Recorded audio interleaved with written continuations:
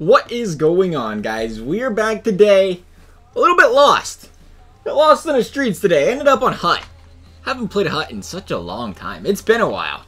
We're gonna be ready. What is this? From everyone here at EA, we want you to thank you for playing Hut 88. Well, thanks! Live content will be ending September 8th. Oh, sweet! You're welcome. But it's been such a long time since we played Hut. And I think, you know, part of the reason of it being is all these Hut cards that kind of made us not want to play the game so much, right? So what today's video is going to be is not really a knock on the Hut card designs or anything like that. I think they had a lot of nice Hut card designs this year. But maybe more knock on 3 Hut cards we could go without next year that I personally think could make Hut more enjoyable for a longevity standpoint. Let's just click on some random team here real quick so I can see what we're looking at. We got plenty of cards out here, and because they have so many of them on every single team, it'll be easy. We'll just go straight to the Blue Jackets, not being biased, because the first card on the list is these green cards. I don't even remember what they're called. Green cards. There was the, oh man, there's only one Sergei Bob out. There was the cards everybody got when fans voted or whatever it was. It was the most popular players used, most used cards in the game. Gosh, I forget exactly what it was. Way back there. It was before Team of the Year. It was the most used cards, most played with cards, whatever. All of that fun stuff together. And it came out with like a list of 20 plus players where EA gave everybody a 99 overall. Hut Stars cards. We found them. It only took like 18 clicks, but we got it. But what they did was, you know, we already went through. We mentioned it. They gave all these players 99 overall. And I already said this earlier, and I stand by it. Whether it be the flash forwards or these cards right here, like, I would have been so down to have them be Team of the Year. I miss the trademark teal Team of the Year cards. I really do. I love the teal cards when it was Team of the Year. And the flash forwards look really nice. I would have been game and a half for those to be the Team of the Year cards. But hey, it is what it is. They're going with the black and gold these days for Team of the Year.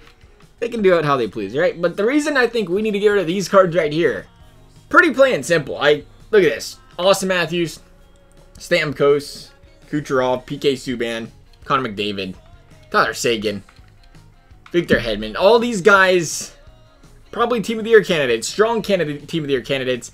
And they all had the best player overall they could have before Team of the Year came out. We mentioned it then. We mentioned it now again because that was a big problem. Because at that point, I had 0 want at all to get a Team of the Year card. And these bad boys were out, what, a month before Team of the Year? So I think getting rid of these cards, it's at least going to get people to at least care about Team of the Year a little bit longer. I think this was one of the bigger mistakes of the year, giving all these guys 99s. They're sick cards, love the players, you know, everything like that. It's all fun and dandy.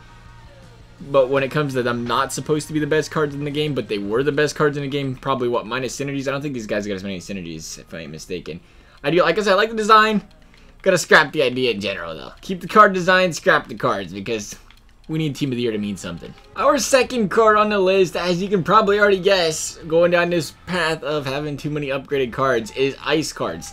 Now, the reason they came out with ice cards is still very, very controversial. Whether they just came out with ice cards because everybody was complaining about being slow and muddy on the ice and they want to get guys higher overall, so it wasn't slow and muddy instead of just doing some fancy tuner update to the gameplay.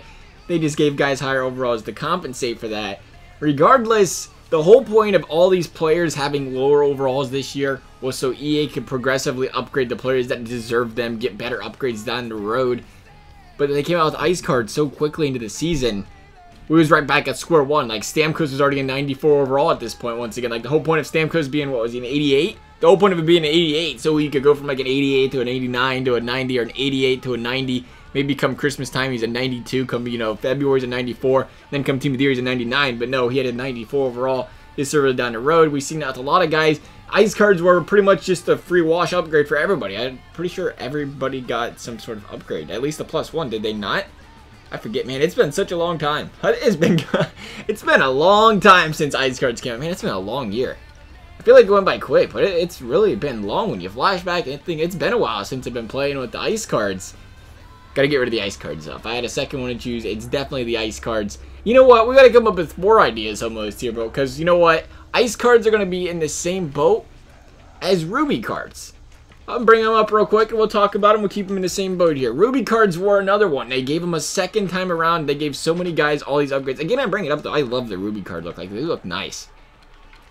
I wish they would have just, you know, been a little bit more patient. I remember when I first seen them, I was like, man, look at the guys. These guys got upgrades with the Ruby cards. They're so nice looking.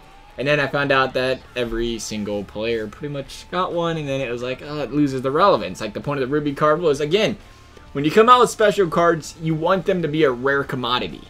You want to be like, I want to get the special card because nobody else has it. But when everybody else has one, you kind of lost that rarity, am I right? And plus, like I said, again, it was just a free upgrade for everybody. And it gets you that 99 overall. Like, I think the biggest thing they got to avoid next year is everybody having a 99 overall come February. Because at that point, who's going to play the game? What's the point of playing? Unless you just die-hard hot player, like you have nothing to work for. Everybody's already at their max overall halfway through the game. Not even halfway. What, October, yep, that's how you go. October, September. Who learned me months? October, November, December, January. 5 months in. 5 months in, I guess, if you want to count part of September. 5.5 months in, you know, the game's already done. As far as player potential is concerned. I think that's one of the concerns. Like I said, you got to make sure you mark that out. But if we're going to go out there and just maybe one that might surprise people a lot. And I was just looking through something, trying to figure out, pick something out of the ordinary that I probably wasn't going to choose starting this video. I was like, you know what, we got to try something different, right? Like the ice cards, the rubies, the green cards, they all have the same thing in common. But one thing we didn't really talk about milestones. Milestones are great cards. Don't get me wrong. They're great cards for players to get upgrades. But when you have this many upgrades, they have 25, what is it, 30, over 30 player card different upgrades this year. Do you really need milestones? And I bring it up because, see, I think milestones are great for guys like, say, Alexander Burrows or Patrick Sharp. You know, they're older, they're getting the milestones. But Sidney Crosby, Alex Ovechkin, Blake Wheeler, do they need these milestone upgrades? No. They're going to earn their upgrades throughout the season because they're stud players still, and they're still really, really good at the game. Patrick Sharp, like I said, you know, not so much. So he's going to get the upgrades. Sorry, Patrick Sharp.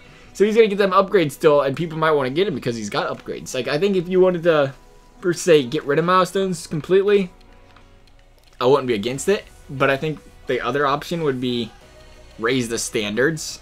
Maybe you can't get a milestone unless you're, I don't know. I don't even have an idea for it. If you're over the age of 35 or something. It's crazy. It's just another way that guys get upgrades too quickly. I think they're like, you know, you get the 97 Crosby. I remember Ovechkin. Ovechkin's got like 6 milestones, if I ain't mistaken. Does he not? I mean, I already see 2 right there. There's a 97 right there. Here's the 94 or 97 Ovechkin. The other one was a 94 Ovechkin. Like I said, there's so many of them. Where, again, I love the idea of getting fancy cards and everything else. But I also love the idea of having diversity and a reason to want to...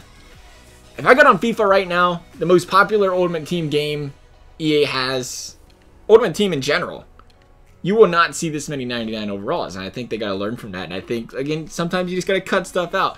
Like I said, all of the new hot card designs this year, I was a big fan of some of the artwork. Some of these cards were just disgusting looking. But when you have so many different card designs, you're just like, or not card designs, different card types, and so many players get upgrades. It's like, do I really...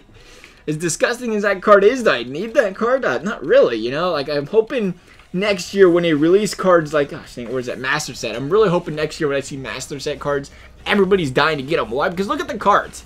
They're absolutely disgusting. They're the filthiest cards in the game. I'll stand by that. It's my personal opinion, but, man, you can't go wrong with these Master Set cards. And there's just so many of them, honestly, I didn't even know about. Like, I could care less because of how many people already had 99 overalls. There's so many other cards to choose. Oh, man, that is disgusting. Where'd that card come from? A Stanley Cup? Oh, man. Ooh, doggy. Patrick Marleau. How much does that cost? How much I gotta pay for that? I don't have a lot of hut coins. 700K. Oh, that's a little bit out of my price range. Just a smidge. Nice to see some of these guys hold value still, though. How about that? Sakic. Oh, yeah, 3 mil. You might be adding an extra 0 in there, pal. O'Reilly. He might not be, though. He might be serious. If Sakic goes for 3 mil, that'd be crazy. Koivu, Schneider. What did Snyder do in Vancouver? No offense, Snyder. He did good in New Jersey, but what did he do there? Man, look at that. Like, the Malkin card's great. All right, that's it, though. Sorry, I'm getting distracted. These card designs are great. I just want a reason to buy them. And I feel like if we could limit it down, knock some of the other card designs out that are kind of quote-unquote unnecessary, it makes these bad boys even more special, more important. Somebody packs one of these bad boys, instead of selling them for a 95K, maybe they can sell them for 500K or 400K, you know, make them worth pulling. It makes packs that much better. Everybody wins, EA. We get more coins, or we buy more packs to hope for that big pull, and we get good players. Otherwise, though, guys, let me know 3 cards you might not want in Hut next year. As always, though, guys, I hope you enjoyed the video. Thanks for watching. We'll see you next time.